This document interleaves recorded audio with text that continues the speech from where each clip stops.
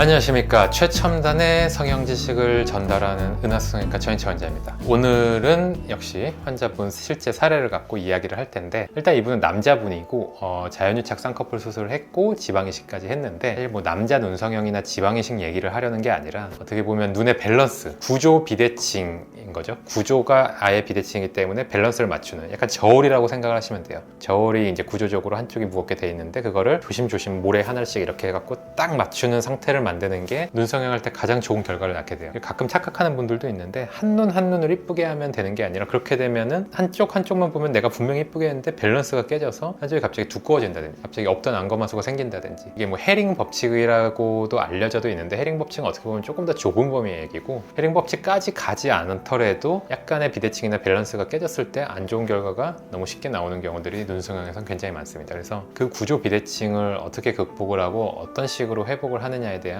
얘기를 드리기 위해서 이 남자분의 사례를 제가 갖고 왔습니다. 그래서 수술 전 상태신데 조금 심각하죠. 왼쪽 같은 경우에는 이제 눈 위가 꺼져 있고 겹주름이 여러 개 지잖아요. 그리고 눈동자도 조금 덜 보이고 더 졸려 보이고 하는데, 자세히 보면 눈썹을 보는 사람들은 여기에 눈썹이 올라가 있다는 걸 알게 되는 거죠. 그 다음에 이제 제가 보는 거는 이게 왼쪽이거든요. 이제 왼쪽 눈 자체가 약간 아래가 있다 해서, 왼쪽 눈 자체가 아래가 있다라는 걸 인지하게 되면 나머지가 다 연결이 되는 거예요. 왼쪽 눈 자체가 아래로 가 있으니까 이쪽은 눈 뜨는 힘이나 이런 것들이 약한 눈일 가능성이 높고, 그렇기 때문에 쌍꺼풀은 풀려 있고, 그렇기 때문에 눈썹도 올라가 있다. 약한 눈이었고 눈썹도 올라가 있고, 선후 관계는 보통 눈썹이 아예 처음부터 올라가 있는 경우가 가장 많아요. 풀리면서 올라가는 경우도 있게 되는 거고, 이전 수술 때 만약에 더 복잡한 눈매 교정을 했으면 좀 더 변수가 생긴 거죠. 뭐 이건 더 복잡한 얘기 넘어가고, 지금 눈에서 어쨌든 제가 보는 거, 왼쪽이 약한 눈이고 오른쪽이 조금 강한 눈이구나. 이랬을 때 쌍꺼풀을 똑같은 두께로 만들면 100% 이쪽이 두꺼워집니다. 왼쪽이 두꺼워지면서 더 약하게 되고 힘을 못 받게 됩니다. 꺼짐이 잘 교정이 안 되게 돼서, 수술을 이제 계획할 때 이쪽을 훨씬 두껍게 해야 돼요.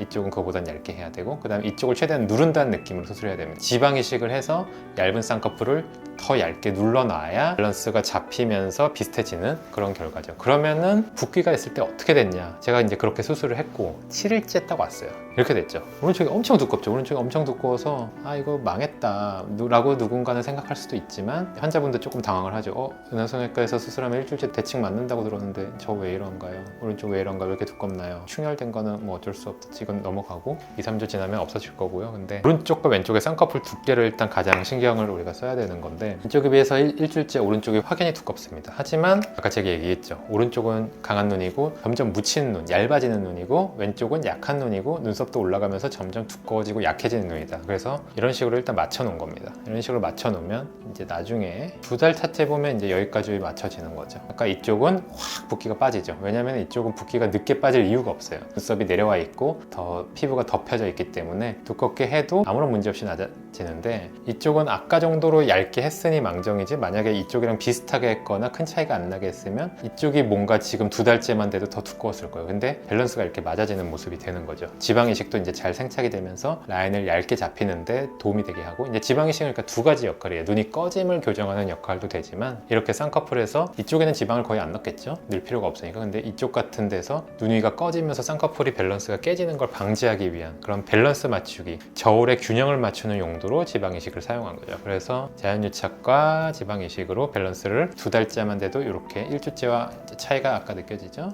1주째 이렇게 만들었지만 이런 식으로 되는 거를 기다린 거죠. 그래서 2차 지방이식을 아마 약간 했고, 그로부터 좀 시간이 지났을 때 이 정도가 나옵니다. 아까보다 미세하게 두꺼워졌죠. 그래서 결국 그렇게 얇게 했는데도 살짝 두꺼워지는 느낌은 약간 난다. 왜냐면 이쪽은 태생부터 약간 약한 눈이고 두꺼워지기가 쉬운 눈이라서. 그래서 이런 정도로 이제 밸런스가 최종적으로 맞아진 모습을 볼 수 있습니다. 뭐 여기가 조금 꺼졌으면 지방이식을 또 할 수도 있지만, 뭐 그 정도로 환자가 원하진 않기 때문에 이 정도로 밸런스가 맞아진 느낌이니까, 결국은 수술 전과 이제 우리가 비교를 해보면 어쨌든 오른쪽 눈을 눈답게 좀 만든 거죠. 근데 지금까지 이제 여정을 따라오셨으면 아시겠듯이 그렇게 간단한 일만은 아니다. 일단은 어느 쪽이 더 두꺼워질 건지 예상을 해야 되기 때문에, 이쪽 눈이 이렇게 되기 위해선 반대쪽보단 조금 더 가볍게 만들고, 가벼운 걸 위에서 효율적으로 눌러주는 그런 기전이 필요하다라고 이야기할 수 있겠습니다. 그래서 지금까지 약간 어려운 얘기였을 수도 있겠는데, 이런 구조 비대칭과 밸런스를 잡기 위한 눈성형, 비대칭 짝눈 교정에 대해서 조금 여러분들께 이해가 되기 쉽도록 차근차근 설명을 해봤습니다. 내 눈이 만약에 거울 봤는데 약간 이런 느낌이 있다. 눈썹이 다르다. 어디가 올라가 있다. 아니면 재수술을 해도 한쪽이 계속 두꺼워진다. 약간 이랬을 때 밸런스 자체에 대한 이제 인지가 조금 안 됐을 가능성이 높거든요. 그런 경우라면은 저도 이제 이런 거 파악하고 얘기하기 좋아하니까 은하성형외과 상담실에 와서 저와 함께 얘기해 보면 아주 좋을 것 같고 여러분께도 도움이 될 것 같습니다. 지금까지 은하성형외과 전희철 원장이었습니다. 감사합니다.